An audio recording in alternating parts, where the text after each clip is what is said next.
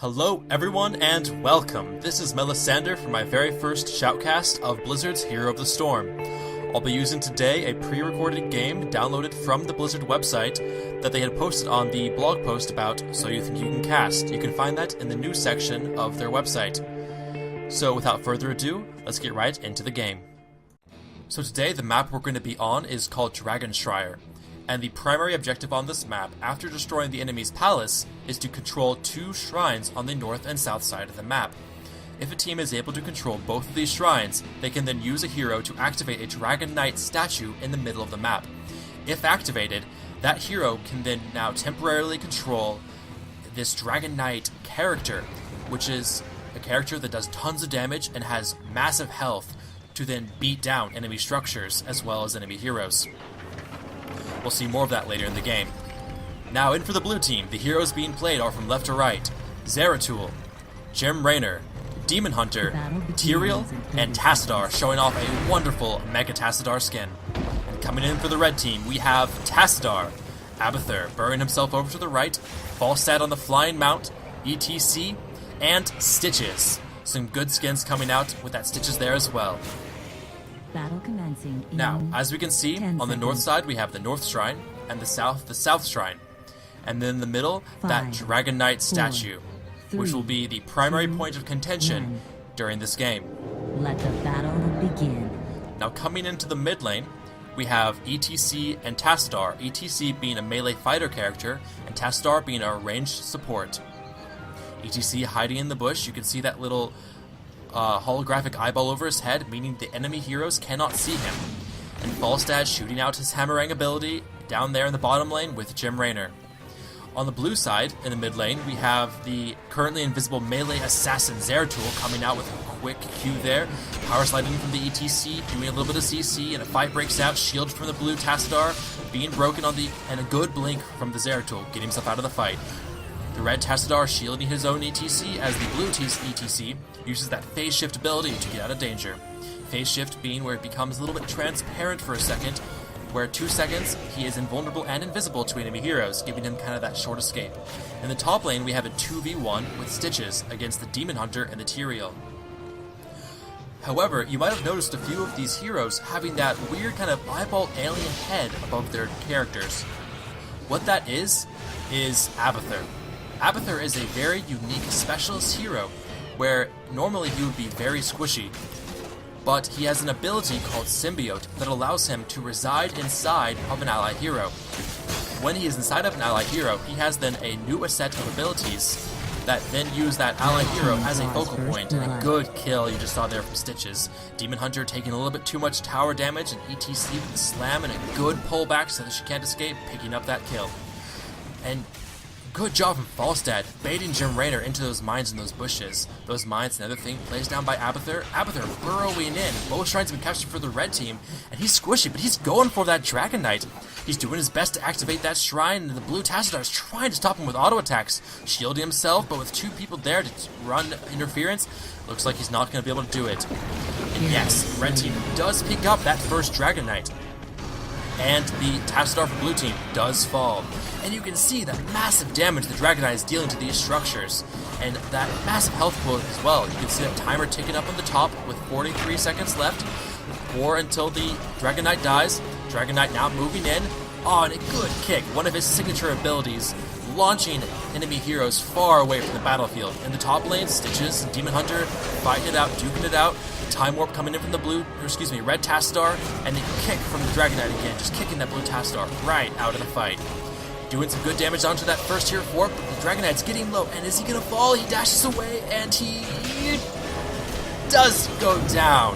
Abathur is going to be spawning right where the Dragon Knight fell. And he's so squishy. Is he gonna be able to escape? He's really low. Blue team Zeratul does pick up the kill with an auto attack cleave combo, but now he's in trouble. Bob with a good blink, he's able to teleport right out of danger. Time warp coming down from the red Tassadar is not going to be able to pick up the kill. Red team now, they've lost the Dragon Knight, they've lost Abathur, and they are on full retreat as Demon Hunter and Tassadar try to pick up a kill. They are, however, going to be able to escape. Time warp from the Tassadar on the blue team, not going to be able to be enough to pick up that kill.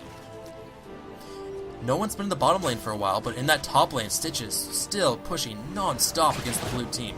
A little bit of support coming in from Abathur, as Tassadar roams down a little bit to the bot lane. Looks like blue team, 3 heroes, are actually trying to take a mercenary camp aggressively on the red team side.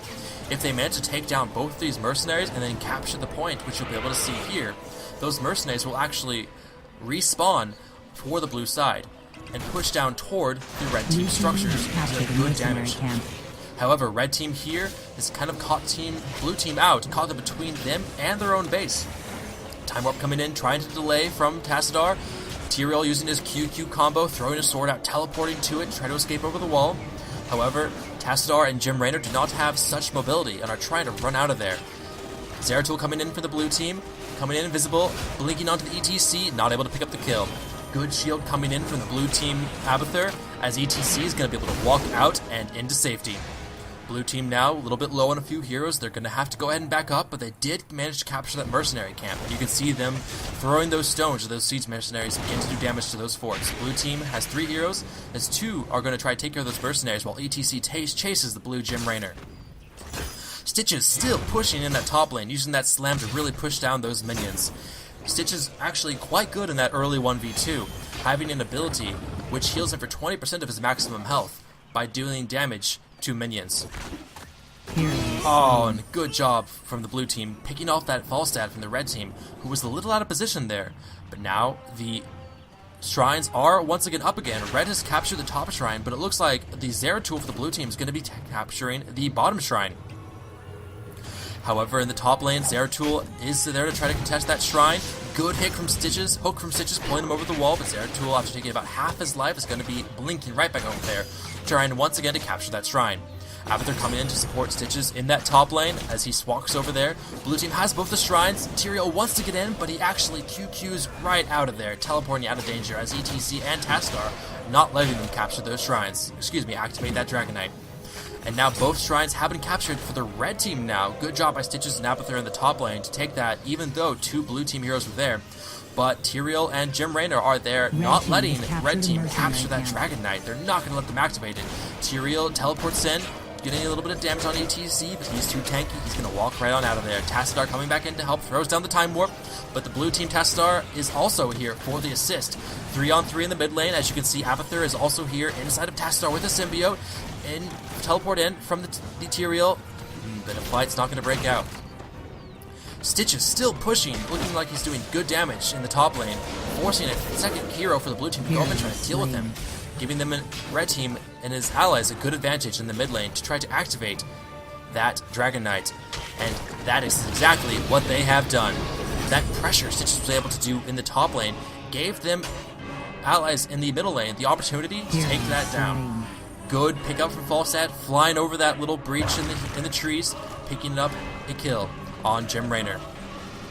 The second Dragon Knight now for the red team coming in.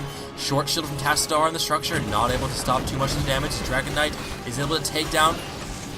Oh, I think he's going to be able to take it down. Turret's going to fall on the north side, and he does manage to take down the fort. Stitches in that top lane, just completely wrecking that front door as well. However, all the heroes for the blue team have come into that middle lane, and to respond, red team has transitioned up to the top lane. Dragon Knight coming up, hitting that tower, and his allies are coming to assist him, but the blue team is also coming up behind them. ETC and Falstad trying to run interference, while blue Tassadar is able to come in and try to get some... Oh, and a good hook from the Stitches as he does get a grab on there. Jump in ultimate from ETC, and a good ultimate from Jim Raynor and also from Demon Hunter as a full team fight breaks out. You can see a clone ETC right there dying. That is Abathur's ultimate, able to clone an ally hero. And the red Tassadar using his phase shift ultimate, becoming kind of a more tanky area of effect auto attack dealing hero. But 4v1, even with that extra health he gets from that ultimate, is not enough to keep him alive. Red team has fully retreated, gone back to heal. They got a fairly good push in with that Dragon Knight, getting 2 structures and 1 forward. Oh, and Falstad getting a little bit forward, too far forward again. Once again falling to the blue team. Good job from the blue team, really able to capitalize on that mispositioning. Now Stitches just kind of hanging out in his base, not exactly sure what he wants to do. Just waiting for ETC, I guess, as he moves out of the base. Looks like he's going to continue to be a complete nuisance in that top lane, pushing that down. ETC helping him out this time. Tassadar going for this mercenary camp, trying to get those siege mercenaries now for his own team. Siege mercenaries being a very strong camp to take because their auto attack actually outranges enemy turrets. So if those are not dealt with, they will be able to completely push down the walls, the towers, the gates of the structure they're attacking. Stitches also attacking in that fort, almost able to take it down by himself. Captured a mercenary camp. Demon Hunter coming up to try to stop him, but he has Abathur support to make that the 2v1. Looks like Falstad once again getting caught out. Good teleport and good damage from the Gem Raider and the Zeratul to pick up that kill. Red Tassadar a little bit forward, but ETC and Abathur coming in. Demon Hunter getting slowed, trying to escape. Shield coming in from both Tassadars, and it looks like he's going to be able to walk out of there. ETC now totally caught out of position, and the Tassadar on the red team phase shifting away as the Zeratul doesn't exactly know quite where he went. Good ultimate coming out from the blue Tassadar, that little force wall there that he could not pass, but ETC using his ultimate jumps right out of danger and into safety behind his walls. Hook out of Stitches, not going to land on the blue Tyrael, as two heroes for the blue team are going to be pushing in onto the structures in the middle lane for the red team. Oh, Zeratul looking a little low. He's going to have to go back and heal. A little bit too risky to stick around. And, you know, as I said, they didn't deal with those mercenaries in the south lane, and those mercenaries are taking out multiple structures for the red team, doing really good damage and really hurting blue team's ability. They need to send someone down there to take care of those, or else those mercenaries are going to be a big problem. Oh, but Falstad seeing 2 easy kills is going to fly in there. Good Hammerang and Lightning Storm to pick up 2 kills on the blue team. But caught out of position, good damage coming in from the Gem Raider and the Zeratul. ETC, however, with Abathur support, still hitting on that Zeratul, and Abathur using his ultimate clones ETC. You can see he's exactly like ETC. Great hook from Stitches, pulling Gem Raider over the wall, taking him out of the fight. Almost able to pick up the kill, but not quite. Zeratul walking away as Tyrael actually trying to go into the fight against the double ETC combo. Power Slide coming in from the Abathur clone, and now they're caught between Stitches and the normal ETC. Blink in from the Tyrael and from the Zeratul to get out and into safety. And again, these siege minions still pushing in that bottom lane, completely outranging the turrets. Someone really has to go down and stop them, otherwise they're going to get through 2 tiers of forts just on their own. Big miss up from the blue team, not sending someone down there to deal with those. And the red team picking up their 3rd Dragonite for this game. Just devastating for the blue team. I don't know if there's any way they can come back from this. Only 3 forts remaining for them and 6 forts still remaining for the red team. All 5 blue heroes are in that mid lane trying to desperately force back this push from that Dragonite of the red team. Oh, and Stitches, great hook. Probably max range on the Gem Raider. But they do end up picking the kill. A lot of heroes for the blue team are quite low. Good ultimate from Zeratul, blocking out the Tyraels, freezing them up. ETC coming with the ultimate, does manage to pick up the kill. Tyrael could not escape. That little green globe you saw there was an ultimate from actually his ally Zeratul, where all heroes in that area are completely locked up and vulnerable, but cannot take any action for 5 seconds. That ended up costing him his life. Good use of the Time Warp from the Tassadar on that just south of the fort, keeping 2 people out of the fight, and again, those mercenaries just pushing in, doing so much damage, much more than they really should have. Tassadar for the red team, a little bit caught out of position, using his phase shift, you can see right there, trying to get away. Gem Raider, using the Q, actually just knocks him right back.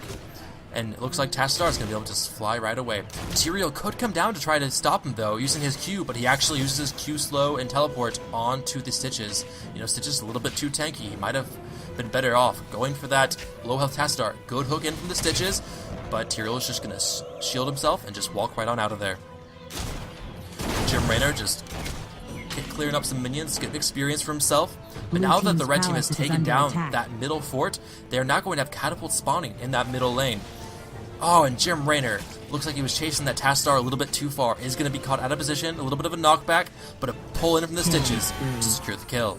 Good job from Stitches. Really some really good clutch pulls, often on that Gem Raider as well, picking up quite a few kills for his team.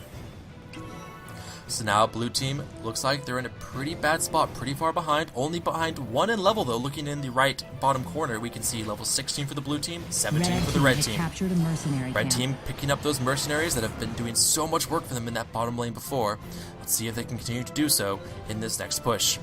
Abathur still up in that top lane, hiding in his base, helping out his allies, using that symbiote, spawning with that combat trait, those little kind of buggy things you see every 20 seconds, helping to push the lanes even more. Red team has captured the mercenary Another camp. mercenary camp for the red team. Oh, but blue team actually catching a mercenary camp of their own. A little bit of a good counter push in that top lane. But we have 4 siege minions in the bottom lane for the red team. Blue team this time, they're not going to let them stand. 3 heroes for the blue team coming in to try to stop those siege minions from doing their damage. Tassadar getting a little caught out by the phase wall, uses his phase shift ultimate to get that extra health. Allies coming in, and it looks like a team fight's breaking out. A lot of ultimates being thrown down now as, Tassadar. Actually, the Tassadar clone does die. ETC running away out with their support, helping them out, and looks like red team is going to be able to back off. Although they did lose those mercenaries, but they did not lose a life. You can see there those banshees from the Gym Rainer ultimate just being picked off there as they did do a little bit of damage in that last team fight. Blue team picking off the the last of those siege mercenaries. Hook coming in, missing on the Gym Rainer from the stitches. Falstad flying in, Gym Rainer very smartly backs off. Oh, but Tassadar, using his phase shift, trying to get away, but he was caught between the red team and the red base, is not going to be able to get away and does end up dying. Red team, once again, has captured both north and south shrines. Falstad using that fly ability to fly in, trying to capture the point. Gym Rainer trying to contest. Looks like he might have been able to kill that Falstad, but ETC coming with his power slide for a little bit of CC does manage to pick up the kill. Ultimate coming in from the blue Zeratul, locking up, as you can see, that Falstad, who actually is going to be able to fly right out of there. A little bit of a shield, keeping him alive. And now Zeratul's the one in a bit of trouble, as he's falling very low to the ETC and out of their support. Oh, and good hook in from the stitches, not letting that Zeratul get away. Picking up that kill once again. Falstad looks like he is going to pick up that 4th Dragon Knight for the red team, and this could be the final push. No force left in the mid lane. It looks like they got minions with them as well. Abathur coming in, burrowing in close to try to assist. And that little sneaky corner, is the blue team going to see him there? Oh, and yes, the Demon Hunter was able to spot him. And he's going to get away to safety. Red team taking out the south fort. Demon Hunter charging in on the blue Zeratul, Tassadar, who just phase shifts out away. Now they're doing damage to the palace. And they got 30 seconds again on that Dragon Knight, who's still at over 50% health. He's still well and away. I don't think blue team has the damage to push this off before they just manage to bash down the palace. And it looks like, yes, red team taking down the palace with that 4th Dragon Knight, really showing why objective control is so important in the Heroes of the Storm. Taking every single Dragon Knight, just a complete sweep of the blue team. Only 1 fort remained for the blue team in that top lane. No forts being taken at all from the red team. Great game from both teams, and I will see you guys next time.